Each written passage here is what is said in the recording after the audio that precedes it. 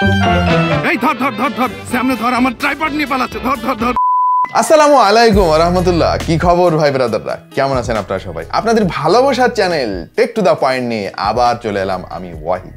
আপনাদের সবাইকে অনেক অনেক শুভেচ্ছা জানিয়ে শুরু করছি আমাদের আজকের ভিডিও। এবং ভিভো এটা কি জিনিস বানাইলো গো ভাই, মানে এটার ক্যামেরা বলবো নাকি ফোন বলবো আমি আসলে বুঝতে পারতেছি না।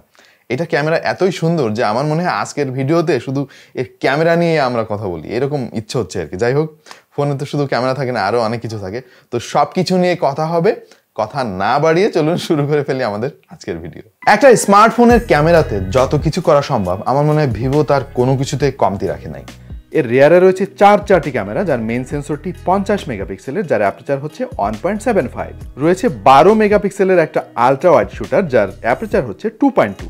পাশাপাশি পেয়ে যাবেন 1.98 অ্যাপারচারের একটা ডেডিকেটেড পোর্ট্রেট সেন্সর। আর সবশেষে রয়েছে 8 মেগাপিক্সেলের একটা পেরিস্কোপ লেন্স, যার অ্যাপারচার হচ্ছে 3.4। সো বুঝতেই তো পারতেছেন, মানে এইটা ক্যামেরাতে পুরো ফাটাই দিছে ভিভো আর কি। পেরিস্কোপ বসিয়েছে, আলট্রা ওয়াইড সেন্সর বসিয়েছে, মেইন সেন্সর সেটা আবার সোনির সেন্সর, এবং সব থেকে ইন্টারেস্টিং ব্যাপার হচ্ছে এটা জেইসের কাস্টমাইজ করা এবং তাদের সার্টিফাইড। তার মানে এখানে স্পেশাল কিছু ব্যাপার স্যাপার রয়েছে, ব্যাখ্যা করছি সেগুলো। পাশাপাশি সেলফি ক্যামেরা হিসেবে ব্যবহার করা হয়েছে 32 মেগাপিক্সেলের একটা সেন্সর, যার অ্যাপারচার হচ্ছে 2.5। এর সেন্সরটি হচ্ছে সোনির IMX766V মডেলের এবং অসাধারণ ছবি পাবেন আপনি এর কাছ থেকে। রয়েছে OIS, ভিভো এটাকে বলছে গিম্বল স্টেবিলাইজেশন 3.0। অনেক সময় হয় না, আমাদের ছবি তুলতে গেলে হাতটা একটু কেঁপে উঠলো, এর ফলে ছবিটাও নষ্ট হয়ে গেল। সো এই গিম্বল স্টেবিলাইজেশন থাকলে ছবিগুলো আর নষ্ট হবে না। প্লাস আপনি যখন ভিডিওগ্রাফি করবেন, ও মাই গড, চলেন একটা ফুটেজ দেখে আসি। ভিভো X70 যে stabilization camera, oh my god, I am seriously impressed. এবং আপনি খালি হাতে কোনো কিছু ভিডিও করলেও আপনার কাছে মনে হবে যেন আপনি একটা গিম্বেল দিয়ে এই কাজটা করছেন। So this is amazing. এবং এই মুহূর্তে যে ভিডিও ফুটেজটা আপনারা দেখছেন, এটা সরাসরি খালি হাতে ভিভো X70 দিয়ে শ্যুট করা। এবং মজার ব্যাপার হচ্ছে, আমার যে কথাটা শুনছেন এটা সরাসরি ভিভোর মাইক্রোফোন দিয়ে রেকর্ড করা। So seriously I am really excited এবং দিস ইজ অ্যামেজিং। ছবির কোয়ালিটি আউটস্ট্যান্ডিং বললে ভুল বলা হবে না, বিশেষ করে এর রেয়ারে তোলা ছবি। ছবিতে প্রচুর ডিটেইল পাবেন, dynamic range, colour, contrast, sharpness সবই ফ্ল্যাগশিপ গ্রেডের। ছবিগুলো অনেক কালারফুল লেগেছে আমার কাছে, বিশেষ করে বেশিরভাগ ছবিগুলোতে ওয়ান শটেই ওকে হয়ে যাবে এবং কোনো এডিটিং ছাড়াই সোশ্যাল মিডিয়াতে আপনি সরাসরি আপলোড করতে পারবেন। তবে একটা ব্যাপার খেয়াল করলাম, পোর্ট্রেট মোড অন করলে ছবি 2x ক্রপ হয়ে যায়, ফলে সাবজেক্ট থেকে ক্যামেরা বেশ পেছনে ধরতে হয়। তবে সাবজেক্ট সেপারেশন ওকে টাইপের, আর একটু ইমপ্রুভ করার সুযোগ রয়েছে এখানে। এই ফোনটার অন্যতম সেরা বৈশিষ্ট্য হচ্ছে এর নাইট ফটোগ্রাফি। মানে নাইট মোড অন করলে বেশিরভাগ ফোনে কিন্তু তেমন কিছুই হয় না, জাস্ট কালারটা একটু বুস্ট করার চেষ্টা করে, বাট এইটার নাইট মোড কিন্তু সত্যিই কাজ করে। চলেন কিছু স্যাম্পল দেখে আসি। এই গাড়ির ছবিটা দেখতে পাচ্ছেন, এটা নর্মালি দেখতে ঠিক এইরকম লাগে, বাট আমরা যখন এটা নাইট মোড অন করে ছবি তুলেছি, জাস্ট দেখেন অবস্থা, হঠাৎ করে আপনার দেখে মনে হতে পারে এটা বিকালের আলোতে তোলা। So this is amazing. ভিভোর এই ক্যামেরাগুলো চেষ্টা করেছে রাতের বেলায় তোলা ছবিগুলোতেও প্রচুর ডিটেলস ধরে রাখার। আমি সত্যিই অনেক অবাক হয়ে গিয়েছি এটা নাইট ফটোগ্রাফি দেখে, কারণ রাতে তোলা ছবিগুলোর মধ্যেও প্রচুর শার্পনেস পেয়েছি আমি।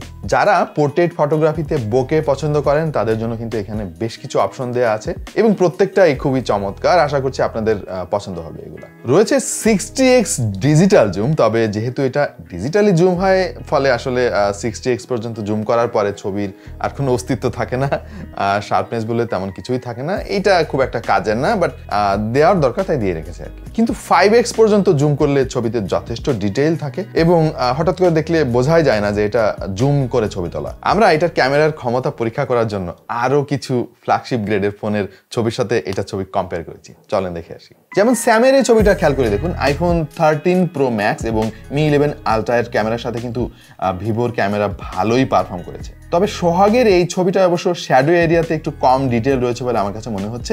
ওভারঅল আমি এটা বলতে পারি যে ভিভোর ক্যামেরার তোলা ছবিগুলো খুব ভালোভাবে আইফোন 13 প্রো ম্যাক্স এবং Mi 11 আলট্রার সাথে পাল্লা দিচ্ছিল। আমরা আরো কিছু ছবি তুলেছি এবং এগুলো দেখে মনে হচ্ছে ভিভোর তোলা ছবিগুলোতে শার্পনেস বেশ ভালোভাবে লক্ষণীয়। শুধু তাই নয়, ম্যাক্রো ফটোগ্রাফিতে ভিভোর কাছে রীতিমতো লজ্জা পাবে Mi 11 আলট্রা। যতগুলো ভিডিও ফুটেজ আমরা নিয়েছি, বেশিরভাগ ফুটেজগুলোতে প্রচুর শার্পনেস পেয়েছি, ডাইনামিক রেঞ্জও ছিল চমৎকার। এবং ভিডিওগুলোর যে স্টাবিলাইজেশন ডেফিনেটলি আপনার কাছে মনে হবে যেন একটা গিম্বেলের সঙ্গে ফোনটা লাগিয়ে আপনি ভিডিও করছেন। This is amazing. আর এর যে স্লোমো এটাও কিন্তু আউটস্ট্যান্ডিং বলতে পারি আমি। বিশেষ করে এই ফুটেজটা খেয়াল করে দেখুন, বুঝতে পারবেন। তবে এর সেলফি ক্যামেরাতে আমার কাছে কেন জানি মনে হচ্ছে যে কন্ট্রাস্টের একটু অভাব রয়েছে, একটু ছবিগুলো ওয়াশড আউট হয়ে যাচ্ছে এবং ব্রাইটনেসের রেশিওটা একটু বেশি। পাশাপাশি কালার এবং ডাইনামিক রেঞ্জ আমার কাছে গ্রেট মনে হয় নাই। আমি অবশ্য এর ফ্রন্ট ক্যামেরা থেকে আরো বেশি ভালো ছবি আশা করেছিলাম। পাশাপাশি এর ফ্রন্ট ক্যামেরার একটা ইস্যু খেয়াল করলাম, সম্ভবত এটা কোনো সফটওয়্যার বাগ হতে পারে।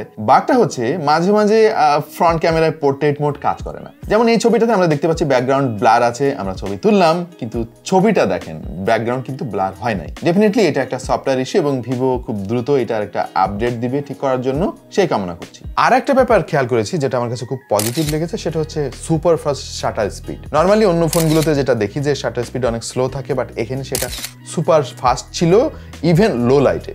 আর এটা যেই সার্টিফাইড তার মানে হচ্ছে এর লেন্সে এক ধরনের কোটিং ইউজ করা হয়েছে, যার ফলে আসলে ক্রিস্টাল ক্লিয়ার ছবি আসে এবং আমরা সেগুলোর প্রমাণ পেয়েছি। আসলে এটা আসলে কথার কথা না, আসলে ছবিগুলো ক্রিস্টাল ক্লিয়ার আসে। আমরা রাতের বেলায় কিছু ভিডিও ফুটেজ নেওয়ার চেষ্টা করেছি এবং ফলাফল বেশ ভালোই মনে হয়েছে আমার কাছে। আর লো লাইটে ফ্রন্ট ক্যামেরার পারফরমেন্সটা আউটস্ট্যান্ডিং বলা যাচ্ছে না, এটা আমি এভারেজ বলবো। এখানে আসলে আরেকটু ইমপ্রুভমেন্টের সুযোগ রয়েছে। এটার যে প্রো মোড রয়েছে, প্রো মোডেও কিন্তু আপনি আপনার ছবি ইচ্ছামতো কাস্টমাইজ করতে পারবেন, ইভেন আপনি ভিডিওগ্রাফিতেও প্রো মোড ইউজ করতে পারবেন। তো সর্বসাকুল্যে এটার ক্যামেরা নিয়ে যেটা বলা যায় সেটা হচ্ছে ভিভো কিন্তু ফ্ল্যাগশিপ ফিল দেওয়ার জন্য কোনো কিছুর কমতি রাখে নাই।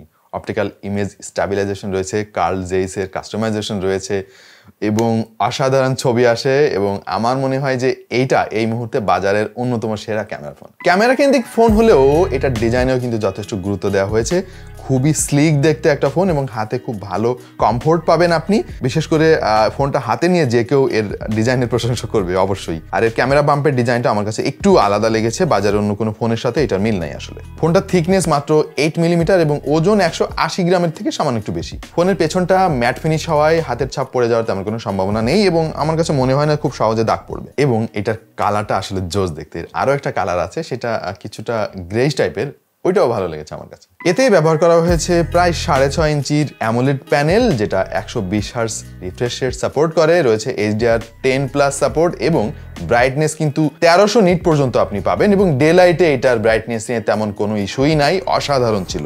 অবশ্যই এটা 398 PPI আমার কাছে একটু কমই মনে হয়েছে, কিন্তু ওভারঅল এটার শার্পনেস নিয়ে তেমন কোনো ইস্যু খেয়াল করি নাই। আর এর যে বেজেল, ভাই গো ভাই, আমার দেখা অন্যতম সেরা লো বেজেলের একটা ফোন। মানে ফোনটা ধরে আপনার কাছে মনে হবে যে আপনি একটা ডিসপ্লে ধরে আছেন, ফোন না। সিরিয়াসলি এত কম বেজেলের ফোন মার্কেটে খুব কমই আছে। Out of the box Android 11 রয়েছে, সাথে পাবেন ফান্টাস ওএস। এতে চিপসেট হিসেবে ব্যবহার করা হয়েছে মিডিয়াটেকের ডাইমেনসিটি 1200 সিরিজের 6 ন্যানোমিটারের একটা 5G প্রসেসর। এটার আবার চায়না ভার্সনে কিন্তু ব্যবহার করা হয়েছে এক্সিনোস প্রসেসর। এটা বেশ ইন্টারেস্টিং। আর ইন্টারন্যাশনাল মার্কেটের জন্য ডাইমেনসিটি 1200 সিরিজ। পাশাপাশি পেয়ে যাবেন অক্টাকোর সিপিইউ, যার একটা 3 GHz এর কর্টেক্স A78 আর তিনটা পাবেন 2.6 GHz এর কর্টেক্স A78। আরও রয়েছে 4টা 2 GHz এর কর্টেক্স A55। জিপিইউ রয়েছে মালি G77 MC9। বাংলাদেশে মোট একটাই ভেরিয়েন্ট পাওয়া যাবে, সেটা হচ্ছে 12 GB র্যাম, তার সাথে 256 GB ইন্টারনাল মেমোরি। আমার মনে হয় না 256 জিবির পরে আপনার আর এক্সট্রা মেমোরির দরকার আছে। এবং এইটার যে পারফরমেন্স, এটা ডেফিনেটলি ফ্ল্যাগশিপ গ্রেডের পারফরমেন্স আমি বলবো। যদিও কোথাও কোথাও আমার কাছে কেন জানি মনে হয়েছে যে এখানে মিডিয়াটেকের প্রসেসর ব্যবহার না করে যদি স্ন্যাপড্রাগনের 88 সিরিজ ব্যবহার করা হতো তাহলে আরও একটু ভালো হতো। বাট স্টিল এটার AnTuTu স্কোর কিন্তু 888 সিরিজের কাছাকাছি। যেমন আমরা আমাদের টেস্টিংয়ে 6,15,315 পেয়েছি AnTuTu স্কোর এবং গিগবেঞ্চে সিঙ্গেল করে পেয়েছি 606 এবং মাল্টি করে পেয়েছি 2534, যেটা কিন্তু খুবই ভালো। আর এটার গেমিং পারফরমেন্সও ফ্ল্যাগশিপ গ্রেডের। এত চমৎকার ডিসপ্লে, তারপরে পাওয়ারফুল প্রসেসর, সবকিছু মিলে আপনার গেমিং এক্সপেরিয়েন্সকে অসাধারণ করে তোলে। ফিঙ্গারপ্রিন্ট সেন্সরটা ব্লেজিং ফাস্ট, আমার দেখা সবচাইতে সেরা ফিঙ্গারপ্রিন্ট সেন্সর ব্যবহার করছে ভিভো। এখানে রয়েছে IR ব্লাস্টার, যেগুলো এখনকার ফোনে আসলে খুব একটা দেখা যায় না। পাশাপাশি রয়েছে NFC। তবে একটা জিনিস আমি মিস করেছি, সেটা হচ্ছে এতে নাই কোনো স্টেরিও স্পিকার। একটা ফ্ল্যাগশিপ গ্রেডের ফোনে আসলে এই জিনিসটা দেওয়া উচিত ছিল আমার মনে হয়। পাশাপাশি 3.5 মিলিমিটার হেডফোন জ্যাক নাই, এটাও নিশ্চয়ই আপনারা এতক্ষণ খেয়াল করেছেন। 4450 mAh এর ব্যাটারি এতে ব্যবহার করা হয়েছে এবং এটা একটা ফ্ল্যাগশিপ ফোন হিসেবে আমি বলবো ঠিকঠাকই আছে। তবে এর বক্সে দেওয়া আছে 44 ওয়াটের একটা চার্জার। 40 ওয়াট কিন্তু যথেষ্ট ফাস্ট এবং আপনার এই ফোনটাকে ফুল চার্জ করতে পারবেন আপনি 1 ঘন্টারও কম সময়ের মধ্যে। আপনি যদি হেভি ইউজার হন হয়তো দিন শেষে আপনাকে আরও একবার চার্জ দিতে হবে, বাট নর্মাল ইউজার হলে আমার মনে হয় 1 থেকে 1.5 দিন খুব ভালোভাবে চলে যাবে। সো ব্যাটারি নিয়ে আসলে খুব একটা কমপ্লেন করতে পারছি না, কারণ ফোনটা কিন্তু যথেষ্ট স্লিম রাখার চেষ্টা করা হয়েছে। ব্যাটারি বাড়াতে গেলে ফোনটা অবশ্যই আরও একটু মোটা হয়ে যেত। সো 4450 mAh মোটামুটি ঠিকঠাকই আছে। আচ্ছা, এবার চলে আসি এটার দামের প্রসঙ্গে। অফিসিয়াল ওয়ারেন্টি সহ ভিভোর এই ফোনটা বাংলাদেশে সব জায়গায় পাওয়া যাবে হচ্ছে 72,990 টাকা, মানে 73,000 টাকা। এই ফোনটার যে ক্যামেরা পারফরমেন্স এটা কিন্তু ডেফিনেটলি ফ্ল্যাগশিপ গ্রেডের। দেখতে তো পেলেন আপনার ছবিতে, এটা আইফোন 13 Pro Max বা MI 11 আল্ট্রার সাথে পাল্লা দিচ্ছে। মানে আমি বলবো না যে পাল্লা দিয়ে এটা জিতে গেছে, বাট পাল্লা দিচ্ছে আর কি, সেই ক্ষমতা এটার আছে। এতে যদি স্ন্যাপড্রাগনের 888 চিপসেটটা ব্যবহার করা হতো তাহলে আসলে ভ্যালু ফর মানি হতো।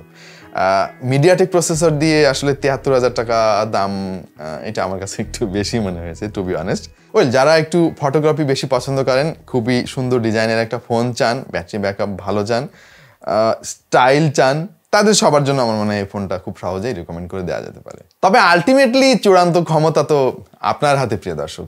এই বাজেটে এই ফোনটা কেমন হলো আমাদেরকে কমেন্ট সেকশনে জানান। আমাদের ভিডিও প্রায় শেষ প্রান্তে চলে এসেছি আমরা। কেমন লাগলো আমাদের আজকের ভিডিও, কেমন লাগলো ভিভো X70 জানিয়ে দিন কমেন্ট সেকশনে। দেখা হয়ে যেতে পারে অন্য কোনো ভিডিওতে ভিন্ন কোনো বিষয় নিয়ে। সে পর্যন্ত ভালো থাকুন, সুস্থ থাকুন আর দেখতে থাকুন টেক টু দ্য পয়েন্ট।